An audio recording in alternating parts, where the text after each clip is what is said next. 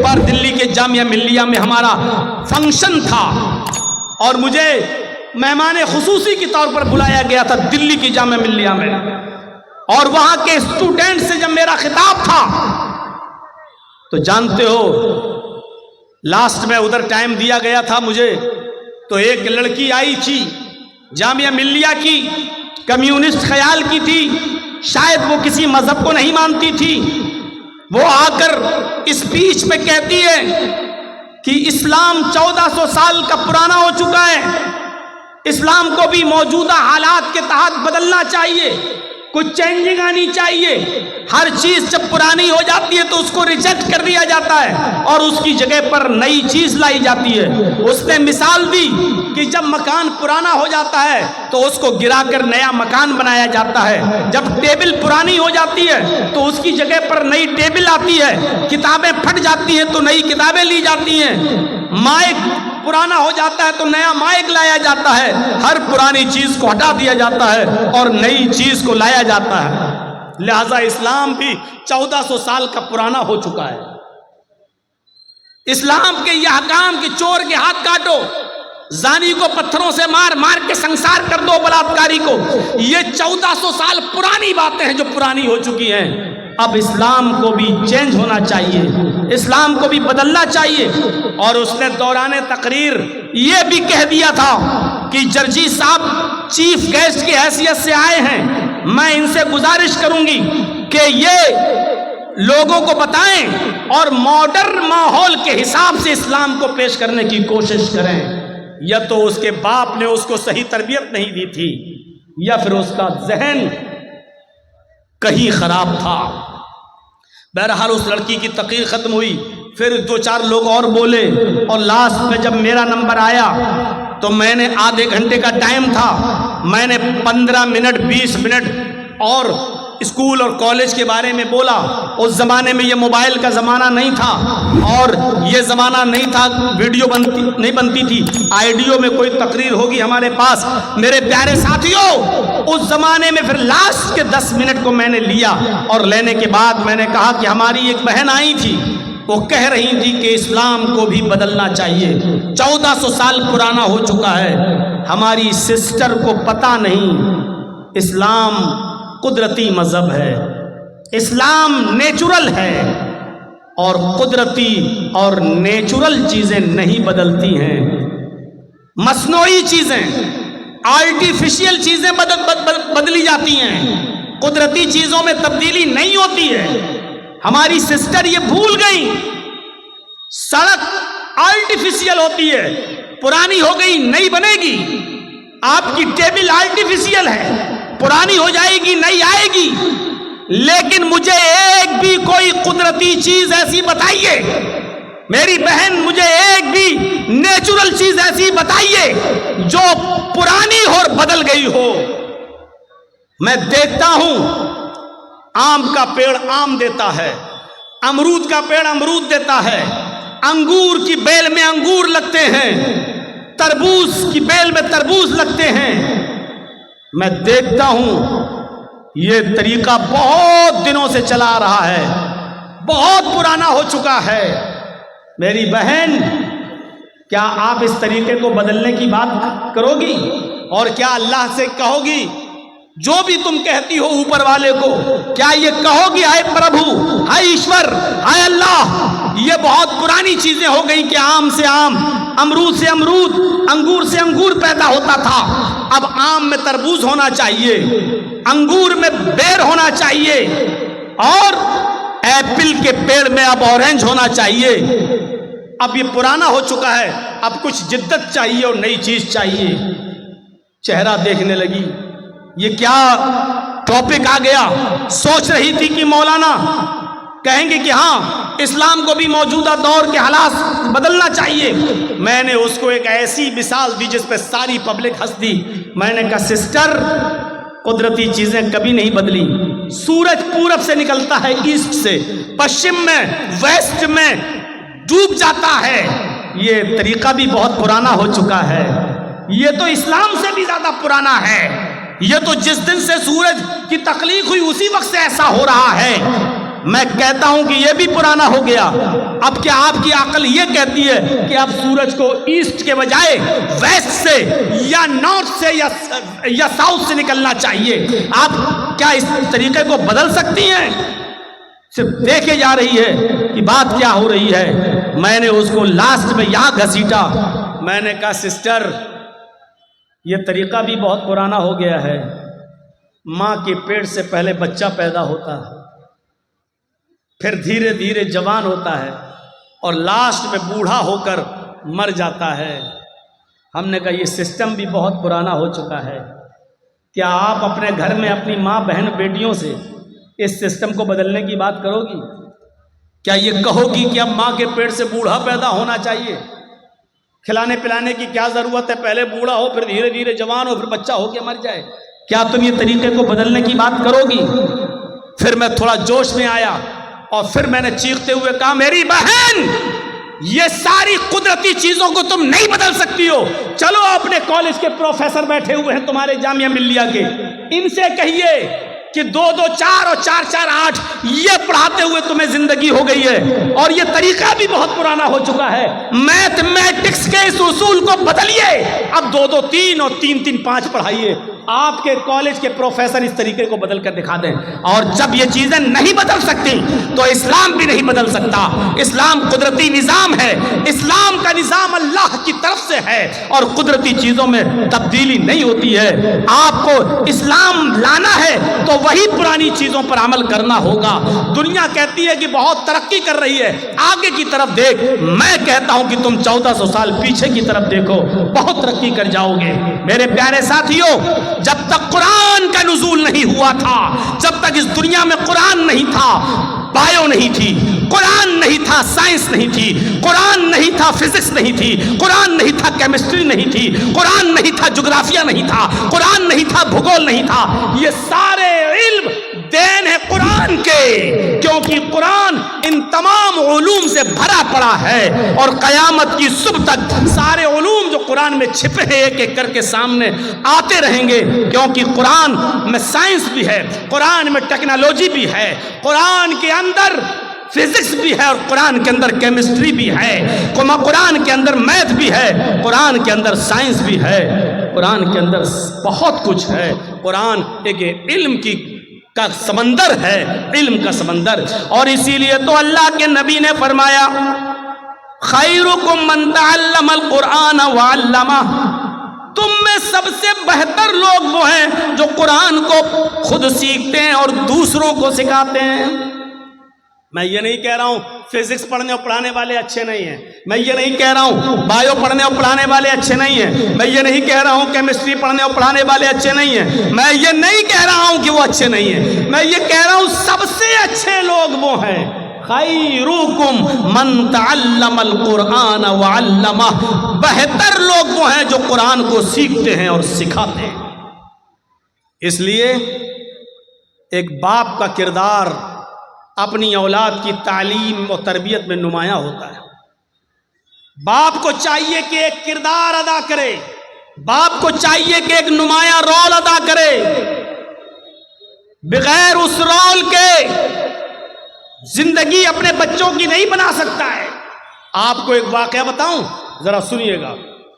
اب ہمارے پیچھے سے بزرگ لوگ اٹھنے شروع ہو گئے ہیں. آپ دھن ہیں، آپ مبارکباد ہے کہ آپ نے 11:15 بجے ہم کو ٹائم دے دیا. 11:15 بجے ٹائم بہرحال بہار کی سرزمین پہ ملتا نہیں ہے. یہ میں خود تعجب کر رہا ہوں. میں بہت گہری نیند میں تھا. حاجی صاحب آئے، کہنے لگے آپ کا ٹائم ہو گیا. میں نے گھڑی دیکھی، میں اٹھا، میں نے کہا ہو گیا؟ ہم سے تو کہا تھا 1 بجے ٹائم آئے گا. حاجی صاحب کہنے لگے لوگ چلے جائیں گے اس لیے طے یہ ہوا کہ ان کو پہلے دے دیا جائے، جلدی آئیے، آپ کے بعد بھی کسی کو بولنا ہے. میں خود شوق رہ گیا کہ آج اتنی جلدی ٹائم، اور جب دیا ہے تو میرے بھائیوں سن لیجئے، باپ کی تربیت ایک اہم رول ہوتی ہے اور باپ سے زیادہ ماں کی تربیت. ان دونوں چیزوں پر میں آؤں گا. پہلے باپ کی تربیت دیکھ لو. یوسف علیہ السلام کا معاملہ آپ جانتے ہی ہوں گے، سنا ہوگا آپ نے، علماء سے سنا ہوگا. چھوٹے تھے، بھائی لوگ لے گئے اور کنویں میں پھینک دیا. اپنے باپ کے پاس آئے سارے بچے اور روتے ہوئے کیا کہنے لگے؟ یا ابانا انا ذهبنا نستبق وترکنا یوسف عند متاعنا فاکلہ الذئب، اے میرے ابو جان، ہم یوسف کو اپنے ساتھ لے گئے، اپنے سامان کے پاس یوسف کو بٹھا دیا اور کہا کہ تم اس سامان کی دیکھ ریکھ کرنا۔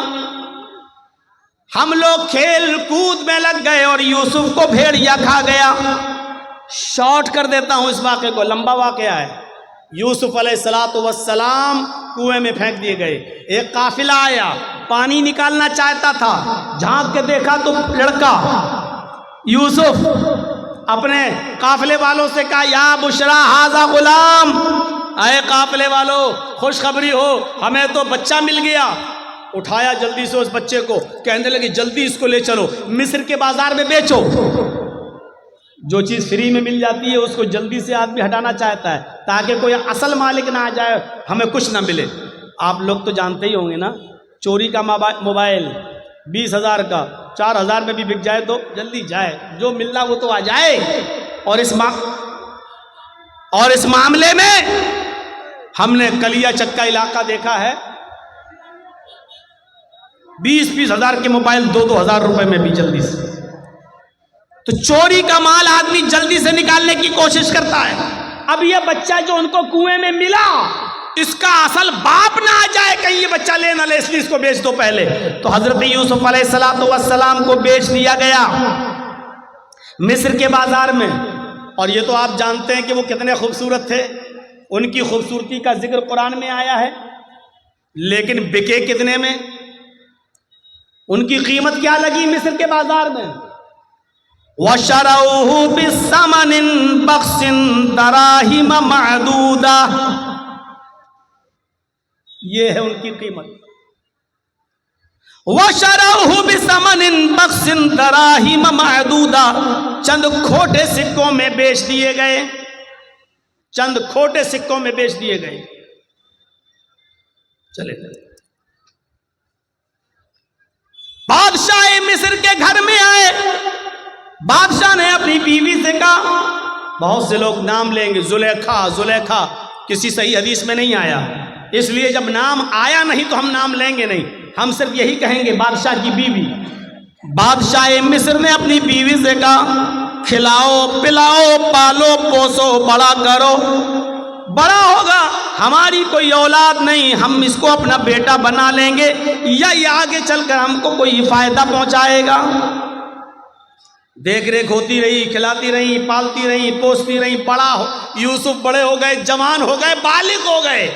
اب ایک اور امتحان، ادھر بالغ ہوئے، ادھر بادشاہ کی بیوی کا ہی دل آ گیا یوسف کا۔ نبی بننے سے پہلے امتحان دیکھیے، بادشاہ مصر کی بیوی کا دل آ گیا،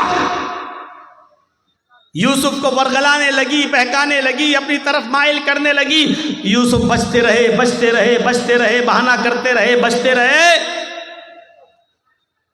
دھیرے دھیرے چرچا ہو گیا عورتوں میں، مصر کی عورتوں میں چرچا ہو گیا۔ اور چرچا کیا ہوا؟ دیکھو بادشاہ کی بیوی غلام کو دل دے بیٹھی، بادشاہ کی بیوی نے غلام کو دل دے دیا۔ اور عورتوں میں چرچا جب ہوتا ہے نا تو بہت خطرناک چرچا ہوتا ہے۔ کوئی بات آپ کو جلدی سے پورے علاقے میں پھیلانا ہو تو 2-4 عورتوں کو بتا دو، شام نہیں ہوگی پھیل جائے گی۔ عورتوں میں چرچے بہت جلدی ہوتے ہیں۔ وہ ایک واقعہ سنا ہے، ایک آدمی دیکھنا چاہتا تھا کہ میری بیوی کا پیٹ کتنا مضبوط ہے، اس کا ہاضمہ کیسا ہے، اس کوئی بات اپنے دل میں رکھ پاتی ہے، سنبھال کر کے نہیں رکھ پاتی۔ ایک دن گیا اور تربوز کاٹ کے لایا اور تربوز کو دوپٹے سے ڈھک دیا۔ تربوز لال رنگ کا تھا، اس نے دوپٹے سے تربوز کو ڈھک دیا اور لال رنگ نے اس دوپٹے کو لال کر دیا، اور ایسے لے کر وہ اپنے گھر میں گھسا۔ اس کی بیوی نے کہا یہ کیا ہے؟ اس نے کہا چپ چپ چپ چل رک۔ وہ گیا اور الماری میں اس نے تربوز رکھ دیا، کٹا ہوا تربوز۔ بیوی نے کہا دے کیا ہے اس میں، دکھاؤ مجھے کیا ہے، کیا لے کے آئے ہو؟ اس نے کہا دیکھو تم میری بیوی ہو، تمہیں ہم صحیح سے بتا دیتے، بیوی سے کوئی بات چھپانی نہیں چاہیے۔ ایک آدمی سے لڑائی ہو گئی تھی میری، میں نے اس کی گردن کاٹ دی، میں نے اس کا سر قلم کر دیا، اور دن میں ہم اس کے گردن کو پھینک نہیں سکتے، کہیں پولیس پکڑ لے گی، اس لیے رات جب ہو جائے گی تب ہم ندی میں پھینکنے جائیں گے اس کا سر۔ تم چپ رہو، کسی کو بتانا نہیں۔ نہیں نہیں نہیں، میرا آدمی پھنس جائے گا، میں کیوں بتاؤں گی کسی کو؟ نہیں نہیں نہیں، ٹھیک ٹھیک ٹھیک، چلیے۔ 4 بجے کے آس پاس، 3 بجے کے آس پاس دن میں اس نے تربوز رکھا تھا الماری میں، اور مغرب کی اذان ہونے تک پولیس آ گئی اس کے گھر۔ پولیس چھاپا مارا، اس نے کہا اے کہاں جا رہے ہو؟ کہا مجھے پتا چلا ہے کہ تم کسی آدمی کی گردن کاٹ کر لائے ہو۔ گھر کھولو، لیڈیز پولیس بھی تھی ساتھ میں، پورا گھر چھان مارا، الماری کھولنے کی نوبت آئی۔ کہا صاحب میں آپ کو خود ہی بتا دیتا ہوں، میں نے کسی کا سر نہیں کاٹا واٹا ہے، آپ نے میرا پورا گھر چیک کر لیا ہے، اس الماری کو بھی چیک کر لیجئے، میں خود کھول دیتا ہوں۔ الماری کھولی اس آدمی نے، کہا صاحب سر نہیں کاٹا ہے، یہ تربوز کے میں نے 2 ٹکڑے کر دیے تھے، تربوز کو میں نے دوپٹے میں لپیٹ لیا تھا، اور اس تربوز کو میں نے لا کر یہاں رکھ دیا، تربوز لال تھا اس لیے دوپٹہ لال ہو گیا۔ بیوی کو میں نے صرف یہ کہا کہ میں ایک آدمی کا سر کاٹ کے لایا، یہ دیکھنا چاہتا تھا کہ بیوی پر کتنا بھروسہ کیا جائے، یہ عورتیں پیٹ کی کتنی مضبوط ہوتی ہیں، یہ دیکھنا چاہتا تھا۔ سر دیکھ لیا، آج کے بعد یقین آ گیا کہ کوئی بات بھی بیوی تک کو بتانے کے لائق نہیں۔ پولیس والے بھی تربوز دیکھ کے ہنسنے لگے اور کہنے لگے کہ تمہیں آج تجربہ ہوا ہے؟ ہم بھی پولیس میں ہیں، لیکن خاص بات ہم بھی اپنی بیوی کو نہیں بتاتے ہیں۔ مسل مشہور ہے، یہ عورتوں میں چرچا ہو گیا۔ یوسف کو اپنا دل دے بیٹھی بادشاہ کی بیوی، اب اس کی جب بدنامی ہونے لگی چاروں طرف، تو اس نے کہا اچھا عورتوں کی چالیں بڑی خطرناک ہوتی ہیں، جانتے ہو نا؟ اور نہ جانتے ہو تو میں آپ کو بتاؤں، میری ماں بہنیں ناراض ہو رہی ہوں گی، یہ مولوی کیا کہہ رہا ہے، غصہ مت ہوئیے۔ قرآن نے خود کہا ہے ان کیدکن عظیم، ان عورتوں کی چالیں بہت خطرناک ہوتی ہیں۔ عورتوں کی چال، صرف کھڑے ہو کر اگر 2 آنسو بہا دے تو آپ دیوانے ہو جائیں گے، اوہ کتنا ظلم ہوا ہے بیچاری پر، دیکھو بیچاری کیسے رو رہی ہے، ارے اس کے آنسو ہی میں تو سارے ظلم چھپے ہوئے ہیں۔ کتنی جلدی آدمی، 4 طرف آدمی اور کھڑا ہو، وہ عورت رو دے بیچ میں تو چاروں کو ہمدردی آ جائے گی، بہن روتے نہیں ہیں، ارے نہیں نہیں نہیں، سب اس سے ہمدردی کرنے لگیں گے۔ قرآن کی آیت پر اعتبار کریے، ان کیدکن عظیم، ان عورتوں کی چالیں بڑی خطرناک ہوتی ہیں۔ اب بادشاہ مصر کی بیوی نے چال چلی، ساری عورتوں کی دعوت دے دی، ساری عورتوں کو بٹھا دیا، ایک ایک پھل سب کو سامنے پھل رکھ دیے، ایک ایک چھری دے دی اور کہا جاؤ پھل کھاؤ۔ ساری عورتیں کاٹ کاٹ کے پھل کھانے لگیں۔ ادھر یوسف سے کہا یوسف ان کے سامنے سے گزر جاؤ۔ یوسف علیہ السلام ان عورتوں کے سامنے سے گزرے، ان عورتوں نے جیسے ہی دیکھا یوسف علیہ السلام کے حسن کو، ان کی خوبصورتی کو، ادھر دیکھا ادھر پھل کے بجائے ہاتھوں پر انگلیاں چھریاں چلا دیں، انگلی کٹ رہی ہے اور وہ دیکھتی چلی آ رہی ہیں، انگلی کٹ رہی ہے لیکن دیکھ رہی ہیں، تکلیف نہیں ہو رہی ہے۔ کبھی کبھی آپ بہت تیز ایکسیڈنٹ کر جائیں اور آپ کا سر کسی دیوار سے بہت تیز ٹکرا جائے تو اس وقت آپ کو تکلیف نہیں ہوگی، 15 منٹ کے بعد، 20 منٹ کے بعد، آدھے گھنٹے کے بعد آپ کو درد کی تکلیف ہوگی۔ ایسے ہی یہ عورتیں یوسف کے حسن کو دیکھ کر شستر رہ گئیں، ہاتھوں کی انگلیاں کٹ کٹ کے زمین پر گر رہی ہیں، لیکن ان عورتوں کو تکلیف نہیں ہو رہی ہے۔ اور انگلی کٹی نہیں تھی ایسے چھری چل گئی ہو نا، تھوڑی سی کٹ گئی، نہیں، قطعنا ایدیہن، عربی زبان میں قطع یقطع کے معنی کاٹنا اور قطع یقطع تختی کے معنی ہوتے ٹکڑے ٹکڑے کرنا۔ ان عورتوں نے اپنی انگلیاں کاٹی نہیں تھی بلکہ کٹ کٹ کے گرنے لگی، ٹکڑے ٹکڑے ہونے لگیں. الفاظ کی زیادتی معنی کی زیادتی پر دلالت کرتی ہے. ان عورتوں کی انگلیاں کئی جگہ سے کٹی اور چیخ کر کہنے لگی ما ھذا بشرا، ما ھذا بشر، یہ کوئی انسان ہے ہی نہیں. آئے بادشاہ مصر کی بیوی، تو کس کو دکھا رہی ہے؟ یہ تو انسان لگتا ہی نہیں ہے. ان ھذا الا ملک کریم، یہ تو کوئی بزرگ فرشتہ نظر آتا ہے، یہ تو کوئی فرشتہ دکھائی دیتا ہے، فرشتہ دکھائی دیتا ہے. یعنی ابھی صرف بادشاہ مصر کی بیوی کا دل تھا، اب مصر کی ساری عورتوں کا دل آ گیا. اب ساری چاہنے لگی یوسف میرے ہو جائیں، یوسف ہماری طرف مائل ہو جائیں. اب بادشاہ کی بیوی نے کہا دیکھا تم تانے مارتی ہو نا، اب بتاؤ میرا کیا قصور ہے، بتاؤ میری کیا غلطی ہے؟ جو میں چاہتی ہوں یوسف سے وہی تو تم لوگ بھی چاہ رہی ہو، بتاؤ میرا کیا قصور ہے؟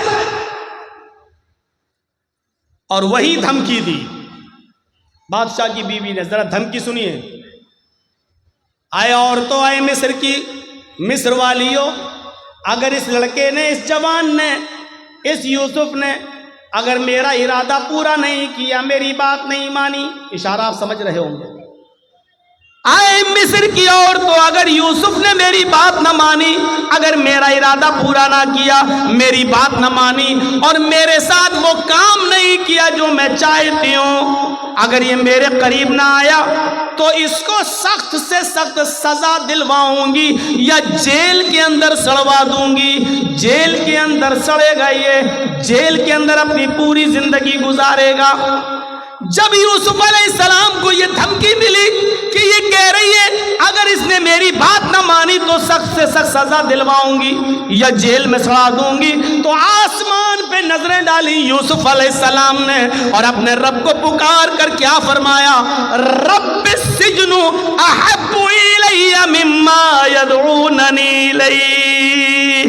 اے میرے رب، اے میرے پروردگار، مجھے جیل کی زندگی زیادہ محبوب ہے، مجھے جیل میں جانا زیادہ پسند ہے، مجھے جیل میں رہنا زیادہ گوارا ہے، میں جیل میں پوری زندگی گزار لوں گا، مجھے جیل میں جانا زیادہ محبوب ہے، پسند ہے.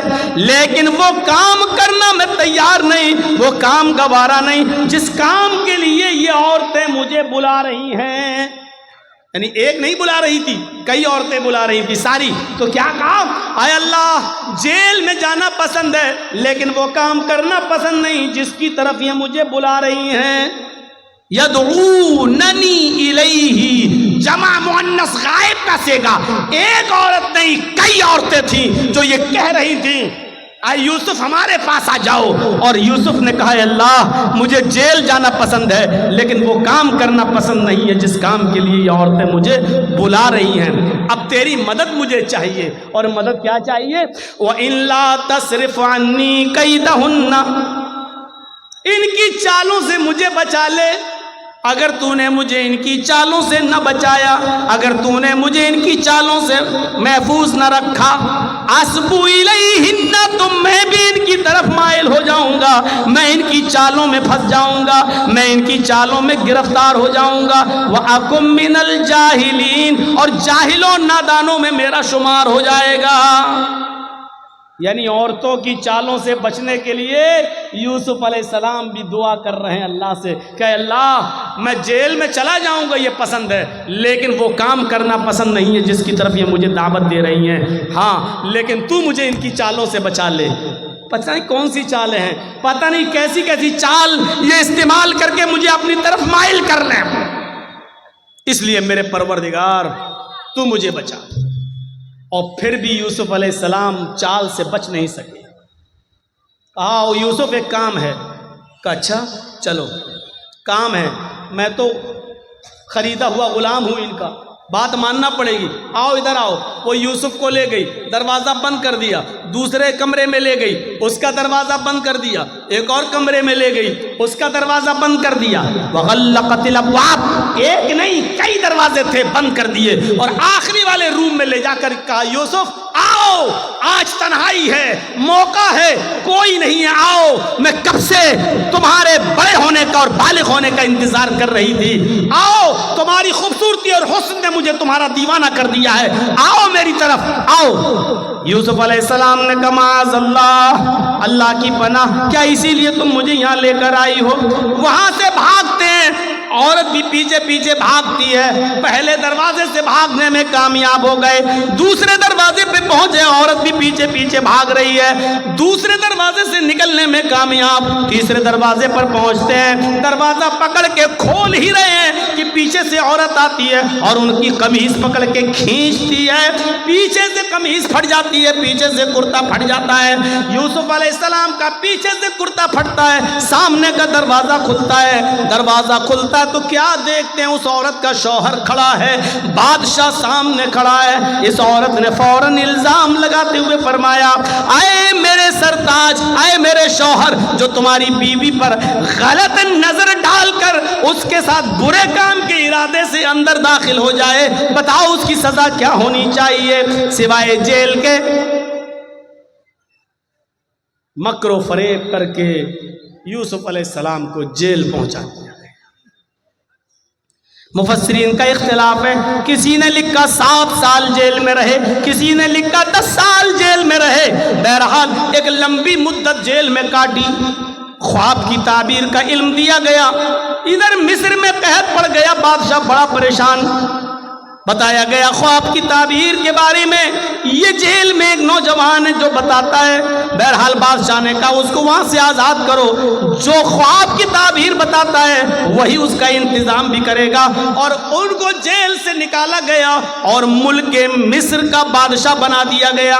जब मुल्क मिस्र का बादशाह बनाए गए, यूसुफ अलैहिस्सलाम मिस्र के बादशाह बन गए, तो यूसुफ अलैहिस्सलाम के पास एक कमीज थी।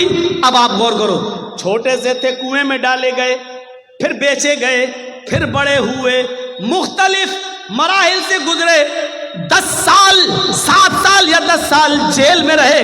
कितने साल वो अपने माँ बाप से दूर रहे।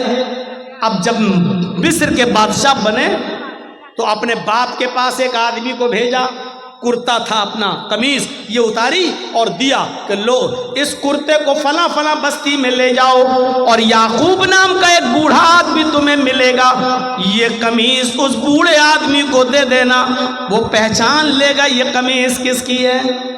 यूसुफ अलैहिस्सलाम जो चीज बताना चाहता हूं मेरे साथियों वो सुनो, जो चीज मैं बताना चाहता हूं अब सुनो।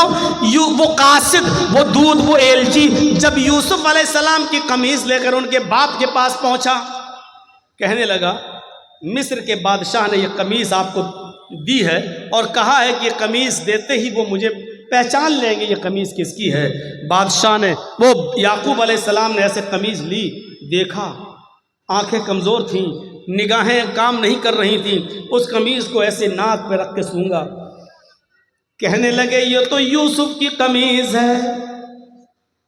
आए कासिद, ये तो यूसुफ की कमीज है। मैं जानता हूं, अभी ये नहीं बताया कि वो मेरा बेटा है, और उधर यूसुफ ने नहीं बताया कि याकूब मेरे बाप है। ये कमीज तो यूसुफ की है। कहा जी, उन्होंने ही लेके भेजा है मुझे। तो याकूब अलैहिस्सलाम ने जो पहला सवाल किया उस सवाल पर गौर करो। अपने बच्चों को पढ़ाते हो ना, सुनो। यूसुफ अलैहिस्सलाम ने जो पहला सवाल किया वो सवाल क्या था? कैफ़ तरकतहू, तुमने यूसुफ को किस हाल में छोड़ा? तुमने यूसुफ को किस हाल में छोड़ा? कासिद ने जवाब दिया, तरकतुहू मलिक मिस्र, मैंने तो उनको मुल्क मिस्र का बादशाह देखा है। यानी वो तो इस वक्त बादशाह है मुल्क मिस्र के। किस हाल में छोड़ा? क्या वो तो बादशाह है मिस्र के। ये कमीज बादशाह ने दी, मिस्र के बादशाह ने। याकूब अलैहिस्सलाम की आंखों में आंसू। पढ़िए तफसीर इब्न कसीर और मालिम तंजील। याकूब अलैहिस्सलाम ने रोते हुए कहा, ला असअलुकुम अन हाज़ा, नहीं तुम समझे नहीं, मैं ये नहीं जानना चाहता कि वो MLA है, MP है, راج سبھا کا سانسد ہے، چیف منسٹر ہے، پرائم منسٹر ہے، بادشاہ ہے، چیئرمین ہے، کیا میں یہ نہیں جاننا چاہتا؟ اگر آپ کو پتا چل جائے کہ آپ کا بیٹا چیف منسٹر ہو گیا کتنے خوش ہوں گے؟ آپ کو پتا چل جائے کہ آپ کا بیٹا M L A M P ہو گیا تو آپ کتنے خوش ہوں گے؟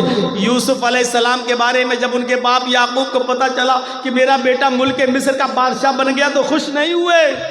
کیا کہتے ہیں؟ لا اسألکم عن ھذا، میرا بیٹا کیا بن گیا میں یہ نہیں جاننا چاہتا۔ ارے وہ کیا بن گیا مجھے یہ نہیں معلوم، میں یہ جاننا چاہتا ہوں۔ اسألکم